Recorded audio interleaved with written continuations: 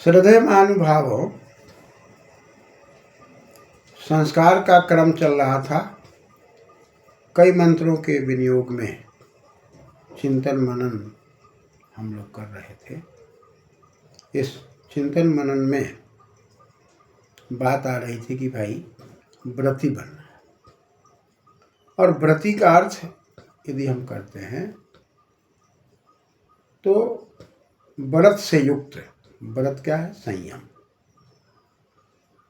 हम जो वर्ण करते हैं, जीवन को अच्छा बनाने के लिए, स्वास्थ्य को ठीक रखने के लिए, खान पान चिंतन मनन को सात्विक बनाते हैं, विचारों को सात्विक बनाते हैं, अहिंसा के मार्ग पर चलते हैं, सत्य के मार्ग पर चलते हैं, किसी का शोषण नहीं करते हैं, किसी को परेशान नहीं करते हैं, वेद आदि शास्त्रों के वचनों पर चलने का प्रयास करते हैं, सत्य के मार्ग पर जीने का प्रयास करते हैं और सबको संतुलित बनाने का प्रयास करते हैं, तब हम व्रती हैं। ब्रह्मचारी विद्या का व्रत लेता है, गृहस्थी अपने गृहस्थ को बढ़िया चलाने का व्रत लेता है, वानप्रस्थी धीरे धीरे अपने जीवन को संयम करके पुनः खोई हुई शक्तियों को प्राप्त करने का व्रत लेता है, और सन्यासी पूरे समाज के कल्याण को करने के लिए व्रत लेता है। वह अपना जीवन बना लेता है कि समाज में अब हम ज्ञान का उपदेश करेंगे, ज्ञान का प्रचार करेंगे और समाज को सही दिशा देंगे। अतः हम जिस अवस्था में होते हैं उस अवस्था में हमारा जो वर्ण करने की प्रक्रिया है, चयन करने की प्रक्रिया है, स्वीकार करने की प्रक्रिया है, चलने की जो प्रक्रिया है, किस प्रकार से हमको ब्रह्मचर्य में चलना है, किस प्रकार से गृहस्थ में चलना है, किस प्रकार से हमको वानप्रस्थ में चलना है, संन्यास में चलना है, इन सब पर चिंतन मनन करते हुए हम आगे बढ़ते हैं। और व्रत लेने में जैसा कि मैंने कहा कि अग्नि को व्रत लेने की बात आई कि हम अग्नि को साक्षी करते हैं। बड़े बुजुर्ग माता पिता या भौतिक अग्नि में आहुतियाँ देते हुए, शुद्धिकरण करते हुए हम व्रत लेते हैं कि सत्य के मार्ग पर चलेंगे। और ये साक्षी इसलिए करते हैं कि इन लोगों के सानिध्य में हम बार बार जब आचरण करते हैं तो उनके गुण आते हैं। मेरे बुजुर्गों के गुण आते हैं। अग्नि के अंदर लौ है, प्रकाश है, ज्योति है, तीव्रता है। उस प्रकार हमारे जीवन में भी वर्चस्व की शक्ति आती है। और इसी क्रम में गुरु और शिष्य के व्रत की बात आई थी शिक्षा के लिए, दाम्पत्य जीवन की बात आई थी प्रजापति के लिए, और इसी व्रत के क्रम में साक्षी की बात, अग्नि के बाद वायु की बात आई थी कि वायु व्रतपति व्रतं चरिष्यामि तच्छक्यं तन्मे राध्यताम इदम अहम अनिर्तात् सत्यम भय। मैं अनिर्त यानी कि असत से हम सत्य की ओर चलें। संति तिरिषु कालेषु वही सत्यम। भूत भविष्य वर्तमान में जो अपरिवर्तनशील है, जो सबके लिए है, मानव मात्र के उन्नति के लिए है, उस मार्ग पर चलने का संकल्प लेना। उस मार्ग पर चलने के लिए हम वायु को देखते हैं कि वायु किस प्रकार से गति और गंध, उनमें गतिशीलता है, कैसे गति को पैदा कर रहे हैं वायु देवता, और कैसे गंध को चारों तरफ फैलाते हैं, चाहे वो फूल का सुगंध हो या वो हवन का सुगंध हो या जो भी सुगंध धरा पर हो, सबको वो फैलाते हैं, प्रसरित करते हैं। शरीर के अंदर यदि खान पान की गड़बड़ी होती है तो वायु के कारण वो वायु का प्रकोप होकर के भी हमें रोग पैदा होते हैं।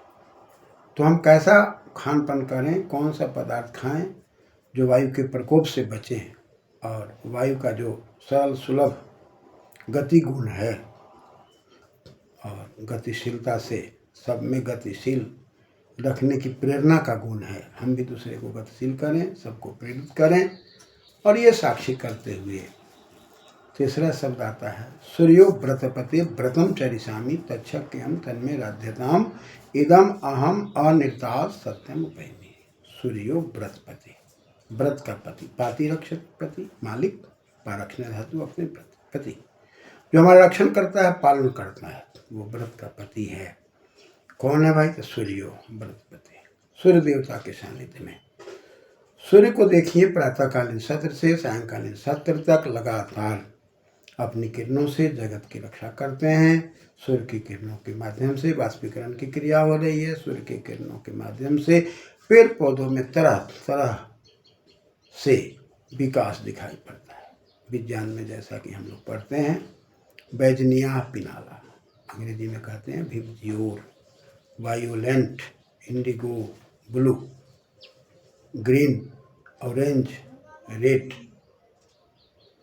यह जो 7 रंगों की बात हम कहने की बात जो आ रही है, विबजियोर की जो बात आ रही है, वायोलेंट की जो बात आ रही है, विबजियोर, बैजनिया पिलाना की जो बात आ रही है, बैजनिया पिलाना, यानी कि बैगनी है, जामनी है, हरा रंग, पीला रंग सब जो है, ये सूर्य की किरणों में 7 रंग हैं। और 7 रंग को जब हम शक्ति पर रख करके घुमाते हैं तो सब श्वेत दिखाई पड़ता है, यानी कि उसमें एक श्वेत किरण में सभी किरण समाहित हैं।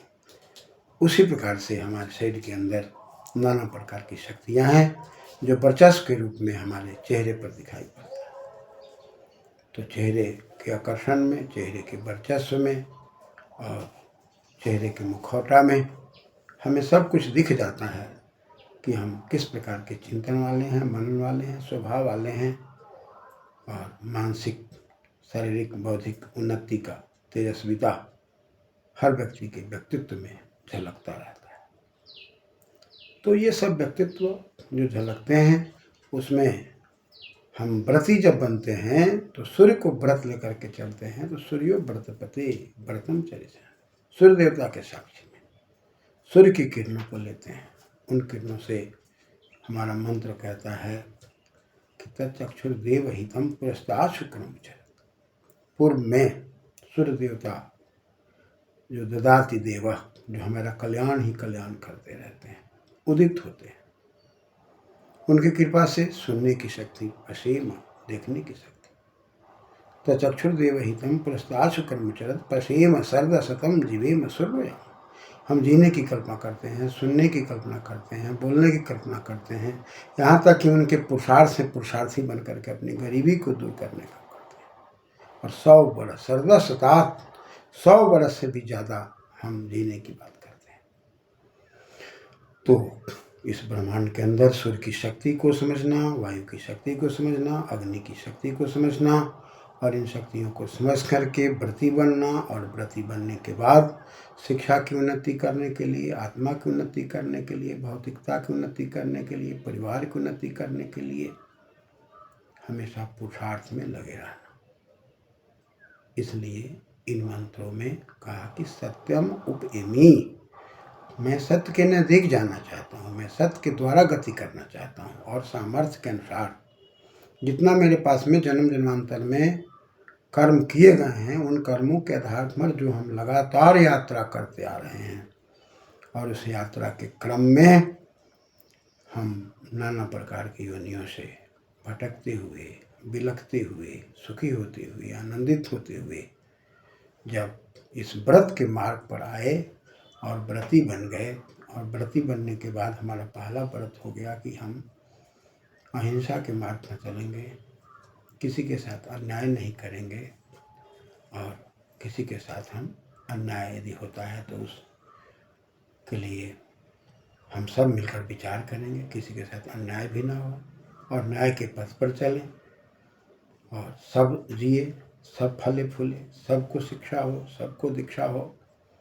और हर घर में सबके बाल बच्चे रोजी रोजगार से परिपूर्ण हो, किसी को हम न सताएं, हमको कोई न सताए, और कहीं भी अन्याय हो रहा है तो 10 समाज के लोग मिलकर उसका प्रतिकार करें।